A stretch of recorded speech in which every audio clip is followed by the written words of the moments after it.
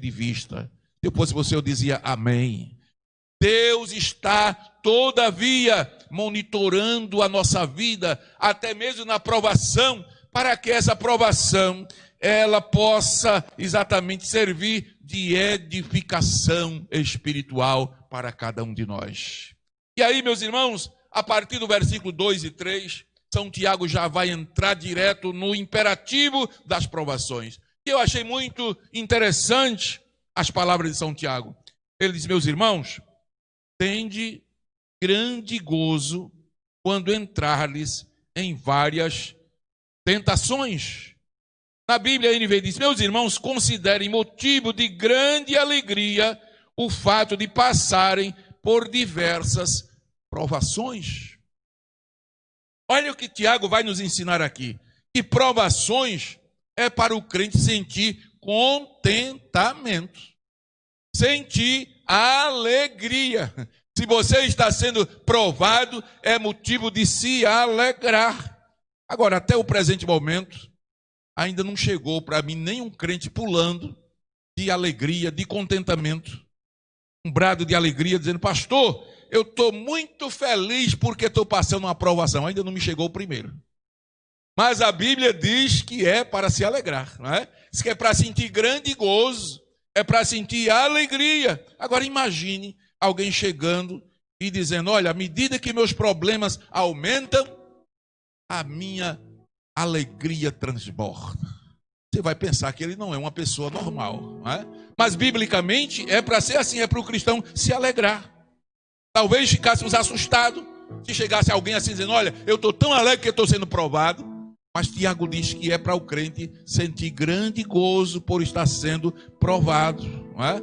Pois bem, nós podemos até achar isso estranho, mas por uma razão muito simples, às vezes nós não vemos isso acontecer. Mas Tiago diz, tende por motivo de grande alegria o passardes por várias provações.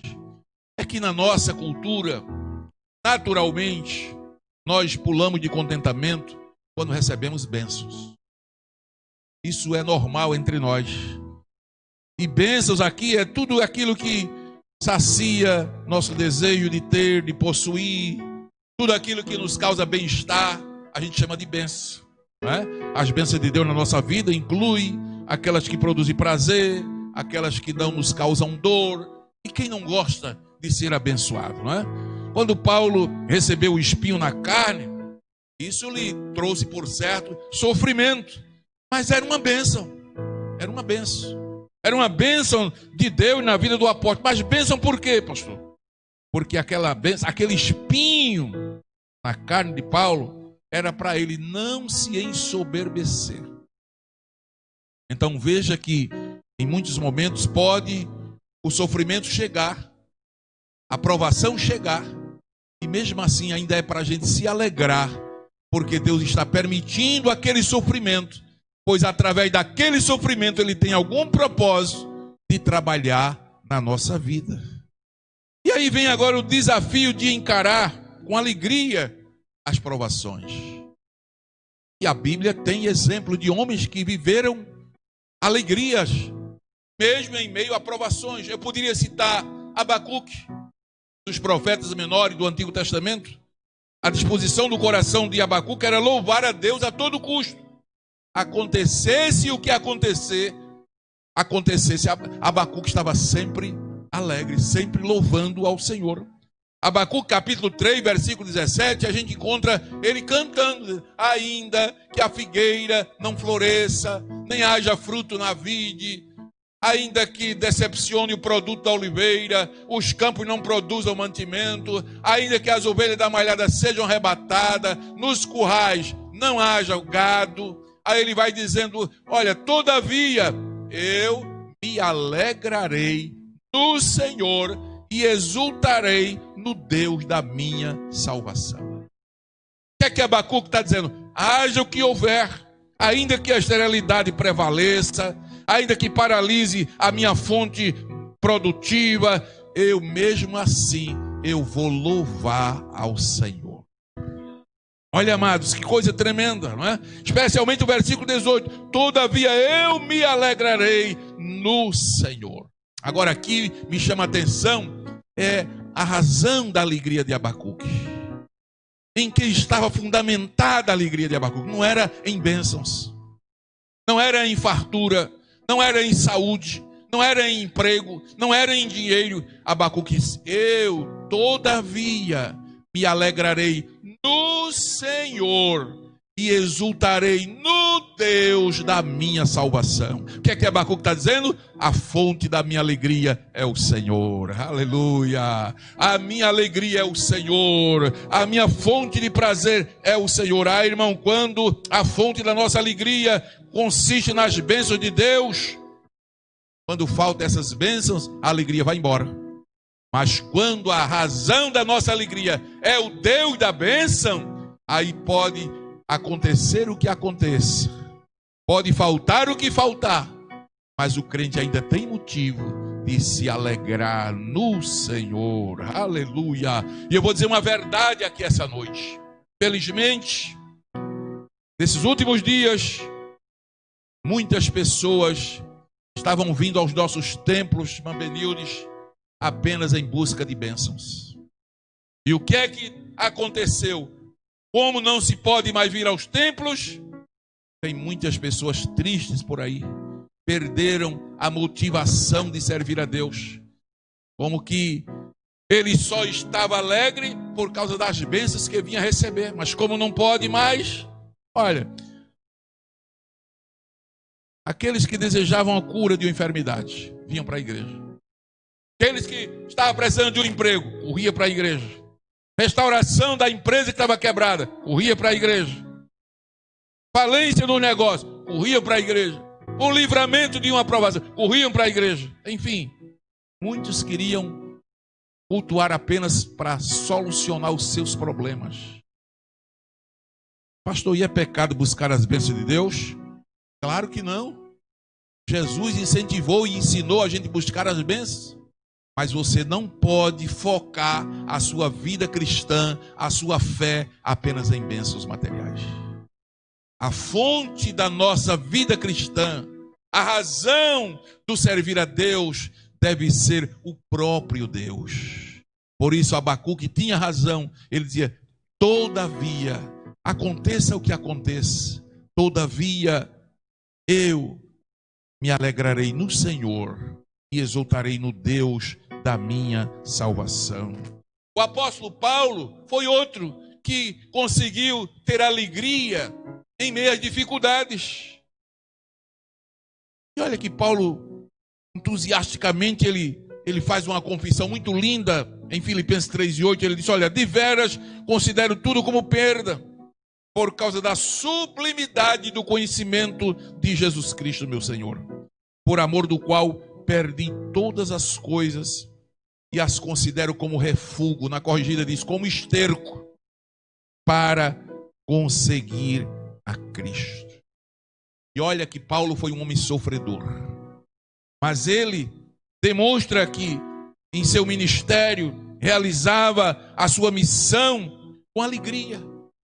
Preso, caluniado, rejeitado, mas mesmo assim Paulo encontrava motivo para ser feliz. Para Paulo não era um fardo pesado servir a Deus. Não, porque ele encontrava em Deus, encontrava em Cristo motivo para ser feliz. Glória ao nome do Senhor. Ainda em Filipenses encontramos a razão porque Paulo transmite tanto entusiasmo, tanto contentamento. Sabe o que ele diz? Capítulo 4, versículo 11. Digo isto não por causa da pobreza, porque aprendi a viver contente em toda e qualquer situação. O que o apóstolo está dizendo para nós? Que ele era feliz nas dificuldades porque ele aprendeu. Ele aprendeu a viver contente em toda e qualquer situação. Imagine alguém que só aprendeu a ser alegre quando tudo andava bem. E agora está desempregado, e agora está sem poder andar na rua, e agora está enfrentando problemas nessa área e naquela outra área. Foi embora a felicidade. Paulo disse: não, eu aprendi a viver contente, a ser feliz em toda e qualquer situação. Meus amados irmãos, a palavra de Deus é linda demais. Tiago nos deixa o mandamento da alegria diante das provações. Paulo nos mostra o caminho para viver esta alegria. E Paulo diz que o caminho para ser feliz na prova, diz que é o aprendizado. Você tem que ir aprendendo.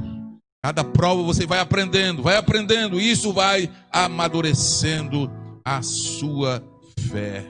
Agora deixa eu trazer outro exemplo. Esse é um sublime exemplo. Jesus, homem de dores. Isaías disse que sabe o que é padecer. Jesus de Nazaré sofreu rejeição, padeceu, foi odiado, foi perseguido, foi desprezado, mas não perdeu a doçura em meio às provações. Provações não deixaram Jesus um homem amargurado. Não. Mesmo em meio às provações, Jesus continuava sereno. Mesmo tendo uma agenda apertada, abraçava as crianças, sorria, estava alegre, estava fazendo bem a um, fazendo bem a outro. Glória a Deus. Será que nós não aprendemos ainda com Jesus? A em meio à tempestade, às dificuldades, mas não perder a doçura.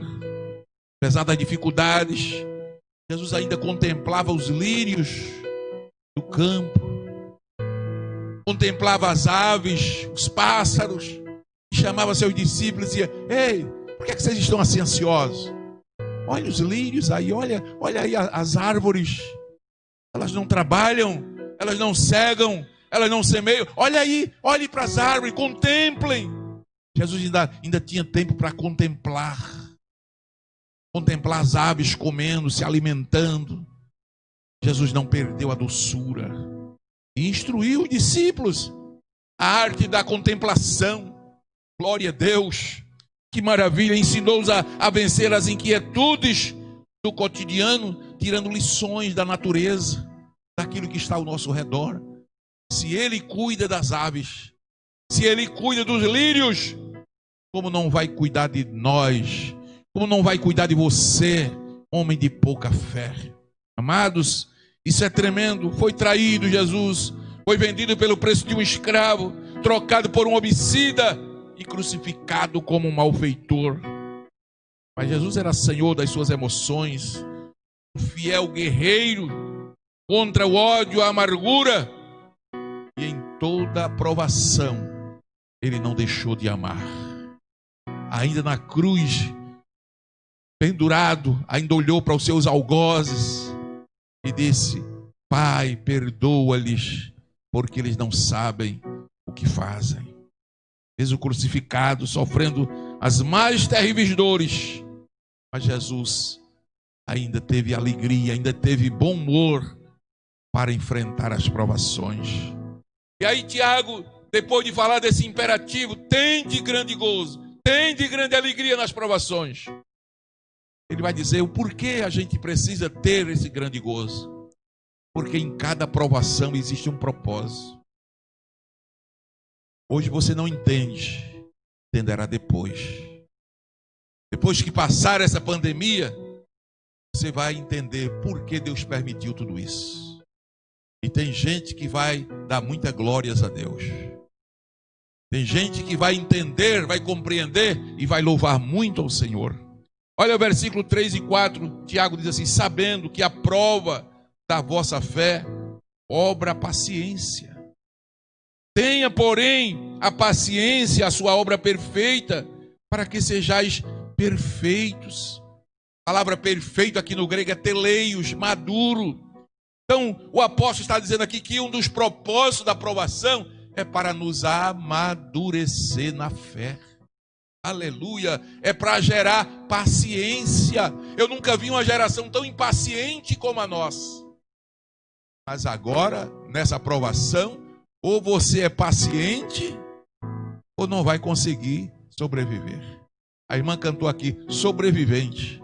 Ou você é paciente, ou não vai sobreviver, não vai ser um sobrevivente. Então o apóstolo deixa claro aqui que o propósito da aprovação é exatamente para que nós tenhamos mais paciência e sejamos mais maduros na fé. Coisa linda, né? É muito comum quando estão em meio às aflições, as pessoas dizerem, eu não sei o porquê eu estou passando por isso. E nem sempre nós sabemos mesmo, não é? A dor e o sofrimento quase sempre nos tiram a capacidade de perceber a razão das coisas. A dor e o sofrimento é terrível. Quase sempre nos faz ficar buscando a razão. Por que está acontecendo? Não sabemos o porquê da provação. Mas olha, o fato de você saber ou não a razão, não invalida a aprovação. A aprovação vai continuar do mesmo jeito. Ela continua sendo genuína, ela continua com seus propósitos. Às vezes eu não sei a razão, às vezes você não sabe a razão, mas eu tenho uma boa palavra para te dizer. Eu e você não sabemos, mas Deus sabe. Deus sabe o porquê desta provação. Deus sabe o porquê desta pandemia. Porque nada, a Bíblia diz que não cai uma folha sem a permissão de Deus. Então Deus sabe de todas as coisas. Jó não tinha a menor ideia porque estava passando por aquilo. Perdeu 10 filhos, perdeu seus bens, perdeu a saúde, a mulher perdeu a fé. Jó não tinha a menor ideia, mas Deus sabia. Deus sabia de tudo que estava acontecendo com Jó. Aleluia. Glória a Deus. E Jó, no devido tempo, ele também veio a saber. Você tem Bíblia, abra sua Bíblia, Jó 42, versículo 2. Ele vai dizer, eu agora sei. Eu agora estou entendendo. Aleluia. Mas já foi no fim da provação, já estava passando a provação. Deus já estava trazendo tudo em dobro para Jó. E Jó agora vai dizer, eu agora sei que nenhum dos teus propósitos podem ser impedidos. Aleluia. Bendito seja o nome do Senhor para sempre. Amados, a palavra de Deus, a nossa experiência com Deus e o futuro se encarregarão de nos fazer entender o propósito das provações. Pode ficar certo isso. A palavra, nosso relacionamento com Deus e o futuro, o tempo, vai nos fazer entender o porquê de tudo. Nada acontece por acaso, especialmente na vida do cristão. Nós não estamos à mercê da história. Deus não perdeu as rédeas da minha nem da sua vida. Tudo que acontece conosco é permissão de Deus. Somos servos do Todo-Poderoso. Amamos a Deus. O apóstolo Paulo disse aos Romanos 8, 28, todas as coisas contribuem para o bem daqueles que amam a Deus. Agora, amados, as provações visam produzir resultados em nós. Eu vou citar pelo menos 2 antes de terminar esta meditação.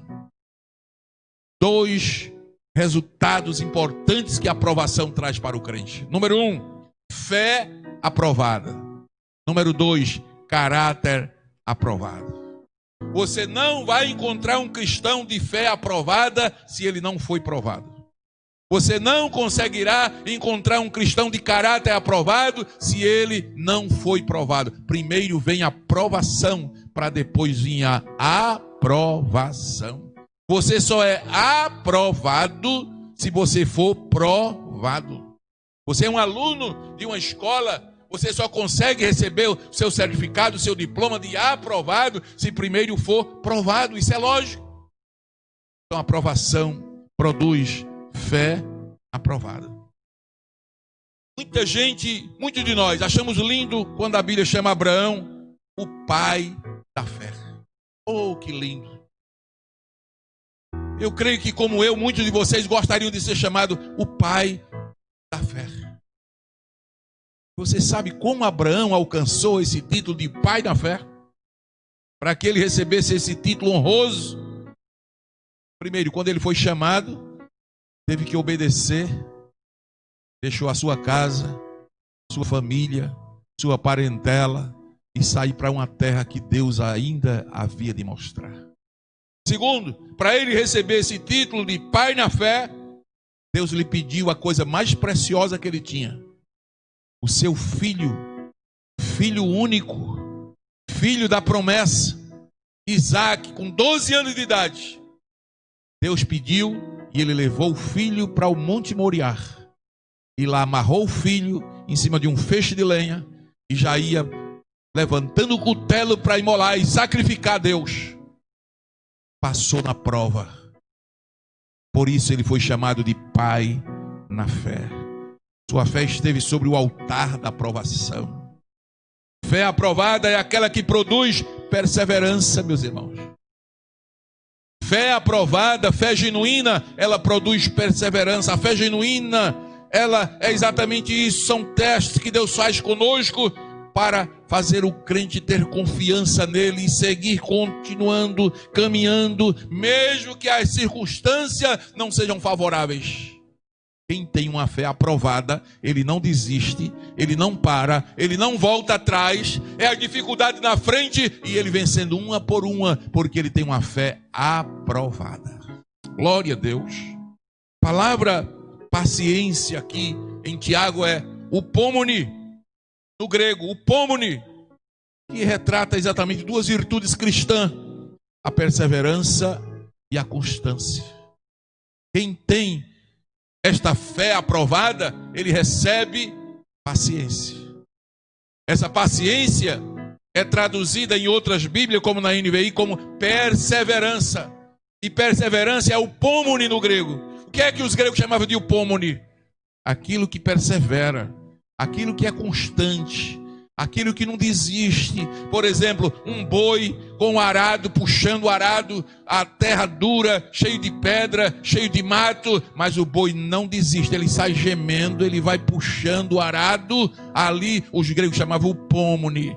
Ele é perseverante, ele não desiste, ele é constante. É isso que a fé provada e aprovada vai produzir na sua vida. Quando você passar a prova, do outro lado você vai estar um cristão constante, um cristão perseverante. Haja o que houver, você vai estar sempre acreditando que um futuro melhor está por vir. Aleluia! Louvado seja o nome do Senhor. O upomone induz o crente a continuar crendo em Deus, na sua palavra, mesmo quando a dor não passa. A dor não passou, pastor. Mas se você tem o upomone, você vai continuar confiando. Você vai continuar perseverando. Pastor, a doença está prevalecendo sobre a saúde. Mas você tem o upomone. Você tem esta perseverança que foi gerada pela fé provada. Você não vai desistir. Você vai continuar. Pastor, o emprego não vem. Perdi meu emprego, a porta está fechada. Mas se você tem o upomone, se você tem essa paciência, essa perseverança gerada por uma fé, aleluia, que não lhe faz desistir, que não lhe deixa desistir, você vai continuar esperando. Haja o que houver, haja perdas, haja danos, sua fé permanece inabalável. Aleluia. Mas depois da fé aprovada, a aprovação também produz um caráter aprovado. Ah, que coisa maravilhosa. Nossa experiência vai comprovar isso. A maioria das grandes mudanças, nosso caráter acontece nas provações. Não são as festas que mudam o caráter das pessoas. Não são cultos de ações de graça que mudam o caráter das pessoas. São as provações. É a dor, uma das maiores fontes de transformações. O sofrimento muitas vezes age como um verdadeiro instrumento da graça. Reduz a nada o orgulho do soberbo e a autossuficiência do arrogante. O sofrimento, ele age em nós como um verdadeiro instrumento da graça. Olha que coisa terrível. E reduz a nada reduz a nada o orgulho do soberbo. Tem muita gente que estava aí muito soberba da vida. Aí Deus permite o sofrimento para reduzir a nada o orgulho do soberbo e a autossuficiência do arrogante, do prepotente. Quanta gente se achava dono da situação, supremo, intocável. Como disse alguém no inglês, The King of Black Cock, o rei da cocada preta. Arrogante, prepotente, intocável. Aí vem a prova, vem a luta, ainda que seja ferro e fogo, mas para trabalhar no caráter dessas pessoas, fazê-las entender que existe um Deus acima de todas as coisas, Deus que controla tudo, um Deus que manda e não é mandado, um Deus que é soberano, que governa céu, terra e mar.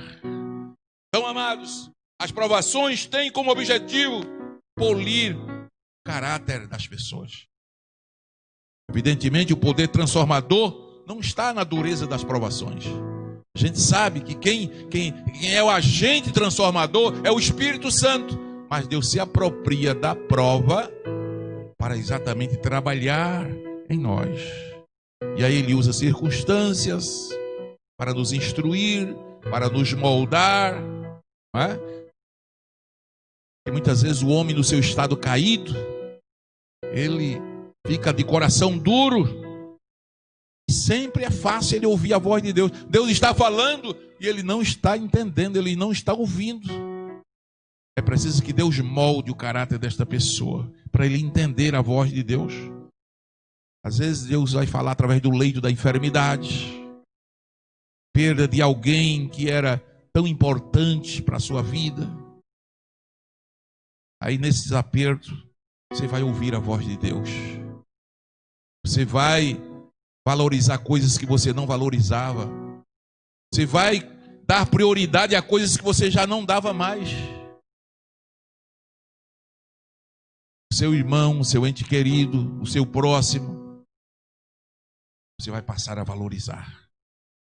Não devemos subestimar o valor que as provações exercem em nossas vidas. E aí, o essencial para concluir esta mensagem, o essencial para você vencer, além da fé, essa fé provada, além do caráter transformado, além dessa paciência, essa perseverança, é preciso sabedoria. Tiago diz aqui, olha, e no meio da prova, se algum de vós não tem sabedoria, peça a Deus que a todos dá liberalmente e não lança em rosto, e ser-lhe-á dada. Peça, porém, com fé, não duvidando, porque o que duvida é semelhante à onda do mar, que é levada pelo vento e lançada de uma para outra parte. Não pense tal homem que receberá do Senhor alguma coisa. O homem de coração dobre é inconstante em todos os seus caminhos. Então Tiago diz aqui que o essencial é a sabedoria. Sabedoria é o ingrediente que, quando não nos faz compreender o porquê da dor, mas nos ensina a aceitar a dor. Porque muita gente precisa dessa sabedoria para aceitar. Sabedoria não faz perceber que, apesar da provação, Deus é o nosso aliado. A prova faz você entender isso. Você não está entendendo o porquê da prova, mas nessa prova você vai entender que Deus é o nosso amigo, Deus está do nosso lado. A falta de sabedoria seria a falta de compreensão das realidades divinas, nos impele a não aceitar a provação. Por isso Tiago diz, é preciso sabedoria, né? Aquele que tem sabedoria, aplique a sabedoria, e quem não tem deve pedir, resistindo toda dúvida. Peça sabedoria, é mais um ingrediente para você vencer a prova. Se você não está entendendo, o essencial para vencer prova é sabedoria. E aí Tiago vai usar aqui o retrato da onda do mar. Se você pede sem fé, é como as ondas do mar. Estão em constante movimento e nunca apresentam a mesma aparência. Uma pessoa que se relaciona com Deus, mas não tem fé, é como as ondas do mar, é inconstante. Hoje acredita, amanhã não. Hoje está na igreja, amanhã não.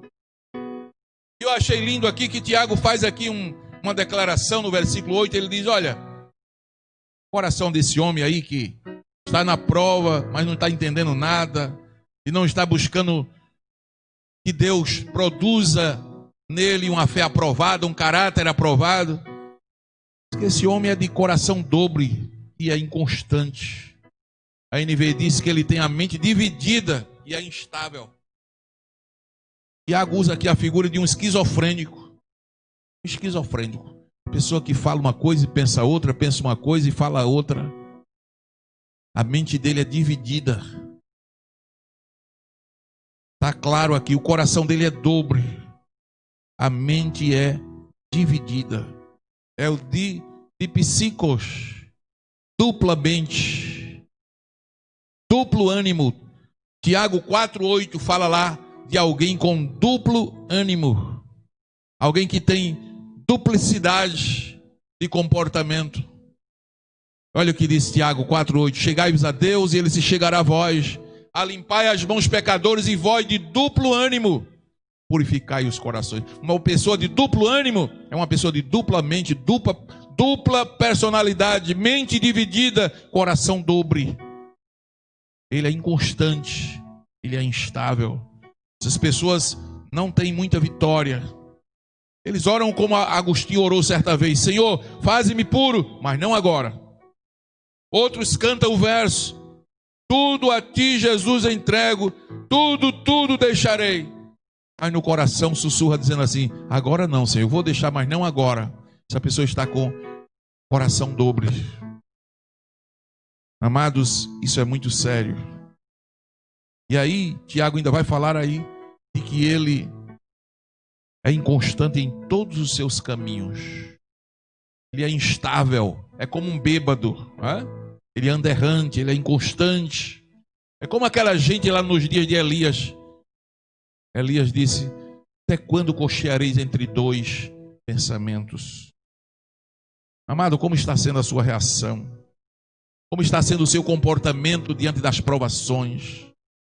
Paulo e Silas, mesmo presos, eles não murmuravam, eles não reclamavam, porque eles já tinham amadurecido na fé, eles já tinham adquirido uma fé aprovada, um caráter aprovado, já tinham adquirido paciência, perseverança, eles já tinham adquirido sabedoria para entender que quando Deus permite a prova na vida do crente, é porque Deus tem um propósito. E ao invés de murmurar, diz que eles cantavam louvores a Deus. Só um crente maduro na fé consegue cantar no meio da luta. Eu queria essa noite concluir essa palavra dizendo para você que Deus é maior do que o sofrimento. Deus é maior do que o seu sofrimento. Então cante. Cante. Cante que há uma coroa para quem canta na dor. Tiago diz que é bem-aventurado aquele que é provado, porque quando for aprovado, receberá a coroa da vida. Então cante. Cante para ser aprovado. Cante para Deus trabalhar mais na sua fé, na sua vida, no seu caráter, na sua paciência, na sua esperança. Cante que Deus está trabalhando em você. Cante que tudo que está acontecendo na sua vida está no controle de Deus. Cante que Jesus não te esqueceu ainda. Cante porque Ele está aí com você. Você pode estar no isolamento social, mas não está no isolamento espiritual. Jesus está aí do teu lado. Cante. Cante porque é bom cantar. Cante, porque quando você cantar, você está dizendo a Deus: Deus, eu ainda continuo esperando em Ti. Eu ainda continuo confiando na tua bondade. Eu ainda continuo acreditando que tu é Deus, que tu estás no controle de todas as coisas. Aí você vai ser feliz. Tiago diz que é feliz. Na NVI diz, é feliz o homem que persevera na provação e depois vai receber a coroa da vida. Eu quero lhe convidar para cantar essa noite comigo.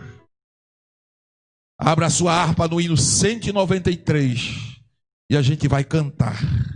Agora não é cantar de qualquer forma, não. É cantar dizendo para Deus, olha Deus, eu estou cantando porque eu ouvi a tua palavra e eu entendi que tu tem um propósito em cada provação. Eu entendi que tu estás trabalhando na minha fé, estás trabalhando no meu caráter, tu estás gerando em mim paciência, perseverança, upomone, capacidade de continuar mesmo em meio às dificuldades.